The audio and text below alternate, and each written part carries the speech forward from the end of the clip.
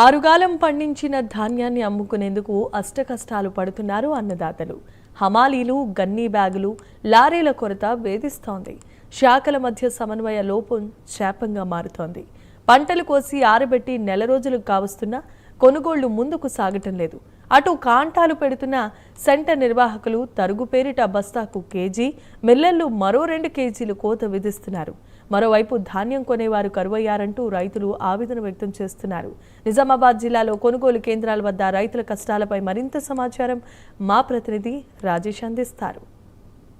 జిల్లాలో ధాన్యం కొనుగోలు నత్తనడకన కొనసాగుతా ఉంది. అయితే 739 కొనుగోలు కేంద్రాలను ఏర్పాటు చేసినప్పటికీ ఇప్పుడు ఒక 2 లక్షల మెట్రిక్ టన్నుల సంబంధించి మాత్రమే ఇప్పుడు కొనుగోలు అయినట్టు తెలుస్తా ఉంది. అయితే కొనుగోలు కేంద్రాల వద్ద గన్నీ బ్యాగుల కొరత ఉంది, లారీల కొరత ఉంది, అదేవిధంగా లేబర్ల కొరత ఉన్నటువంటి పరిస్థితి మనకు స్పష్టంగా కనబడతా ఉంది. అయితే రైతులైతే ఇబ్బందులు పడుతున్న పరిస్థితి మనం విజువల్స్ చూస్తా ఉన్నాం. రోడ్డు వెంబడి ఇరువైపులా కూడా ఇటు మొత్తం ధాన్యం రాసులు కూడా ఎక్కువగా ఉన్నటువంటి పరిస్థితి ఉంది. అయితే ఆ సన్న రకం ధాన్యాన్ని ఎక్కువగా రైస్ మిల్లర్స్ తీసుకుంటా ఉన్నారు. ఇటు దొడ్డు రకం సంబంధించి తీసుకోవట్లే అని చెప్పేసి రైతులు ప్రస్తుతం అయితే ఆరోపిస్తున్న పరిస్థితి ఉంది. అయితే దీనికి సంబంధించి మనము రైతులను మాట్లాడించే ప్రయత్నం చేద్దాము. అయితే అసలు ఏం జరుగుతా ఉంది కొనుగోలు కేంద్రాల వద్ద అనే విషయాన్ని తెలుసుకుందాం. సార్ చెప్పండి, అసలు ఏం జరుగుతా ఉంది, అయితే ఏమంటారు అధికారులు ఏమంటారు సార్? సన్న రకాలు తప్ప దొడ్డు రకం తీసుకునే పరిస్థితి లేదు. ఇది మేము పుటాలు పోయే కన్నా ముందు చెప్పుంటే కనుక మాకు ఆఫీసర్ల నుంచి కానీ ఎక్కడి నుంచి కానీ మాకు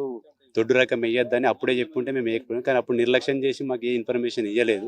కానీ ఇప్పుడు పంట చేతికి వచ్చిన సమయానికి వచ్చేసరికి మేము దొడ్డర్లు కొనము అని చెప్పేసి మా ఊళ్ళో 80% మొత్తం దొడ్డర్లే ఉన్నాయి సార్. ఆ సన్నాలేవో అరకొర లారీలు వస్తూ ఉంటే పోతా ఉన్నాయి, కానీ అన్ని రోడ్లు నిండిపోయినాయి. ఎక్కడ చూసినా కానీ మొత్తం దొడ్డర్లే ఉన్నాయి. వాటిని లేపే పరిస్థితి లేదు. ఎవరికి చెప్పుకోవాలనో కూడా అర్థం కాని పరిస్థితుల్లో మేము ఉన్నాం సార్. ఎవరికి చెప్పినా కానీ నిర్లక్ష్యం మాటలు అదే నడుస్తుంది. కానీ లారీ కాంట్రాక్టర్లు అంటారు, సొసైటీ కూడా చేతులు ఎత్తేసే ప్రయత్నం చేస్తుంది. కలెక్టర్ దగ్గరికి వెళ్ళాలా, ఎమ్మెల్యే దగ్గరికి వెళ్ళాలా, ఎక్కడికి వెళ్తే మా ప్రాబ్లం సాల్వ్ అవుతుందనే విషయం మాకు ఇప్పటికీ అర్థం కాకుంటుంది సార్. ఎందుకంటే మేము సామాన్య రైతులం కాబట్టి ఇక్కడ ఏదైనా ఉన్న సమస్యలు ఒక నాయకుల దగ్గర దాకా తీసుకుంటాం, వాళ్ళు పరిష్కరించే పరిస్థితులు కనిపిస్తలేవు సార్. దొడ్డర్లు వర్ణుడు కర్ణిస్తుండే కానీ రాష్ట్ర ప్రభుత్వం కర్ణించే పరిస్థితి లేదు సార్. ఇప్పటి వరకు వర్షాలు కనుక వచ్చి ఉంటే ఆ వర్ణుడు కనుక కర్ణించకపోయి ఉంటే ఈ మొత్తం లాగలు వచ్చేసి ఇండ్లకు కానీ పరిస్థితి ఉంటుండే. కానీ ఈరోజు ఆ వర్ణుడు కర్ణించిండు కానీ మన ప్రభుత్వం అయితే కర్ణిస్తలేదు సార్. దయచేసి అధికారులకు ప్రభుత్వానికి మేము విన్నవించేది ఒకటే సార్, మేము ఏదో డిమాండ్లు చేస్తలేము, ధర్నాలు చేస్తలేము, రాస్తారోకాలు చేస్తలేము. రైతుల తరపున మేము చేసే రిక్వెస్ట్ ఏంటంటే ఖచ్చితంగా ఈ దొడ్డు రకాలు మళ్ళీ నెక్స్ట్ సీజన్కు ఏవేయమంటే అవి వేసే పరిస్థితులలో మేము ఉంటాం. కానీ ఇప్పుడు వేసిన వాటిని తీసుకొని కంపల్సరీ వీటిని లేపి మాకు న్యాయం చేయాలని చెప్పేసి ప్రభుత్వాన్ని విజ్ఞప్తి చేస్తున్నాం. అదేవిధంగా ఇలా రిక్వెస్ట్లే చేస్తున్నాం. ఇక్కడి కదిలి రాకపోతే వ్యవస్థ కానీ రాజకీయ నాయకులుగా ప్రభుత్వం కానీ కదిలి రాకపోతే ధర్నాలు రాస్తారోకోలు ఎక్కడికైనా తెగించే ప్రయత్నం మేము చేస్తాం సార్. ఇది 100% మేము మా రైతుల తరపున అందరి తరపున ప్రత్యేకంగా చెప్తున్నాం సార్.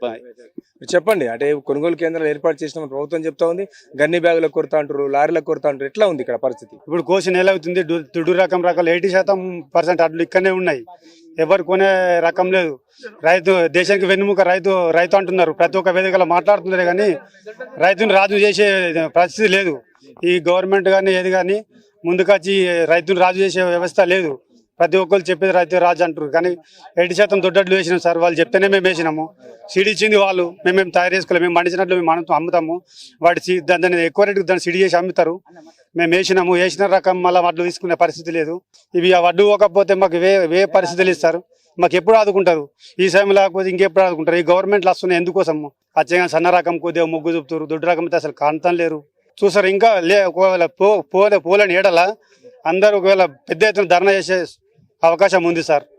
మీరు చెప్పండి, అంటే గతంలో ఎట్లా ఉండే కొనుగోలు కేంద్రాలు, ఇప్పుడు ఎట్లా ఉన్నాయి? గతంలో ఎంటదింటలే దొడ్డడ్లు సన్నపడ్లు సాతన లేచిపోయి వెంటదింట లేచిపోతుండే.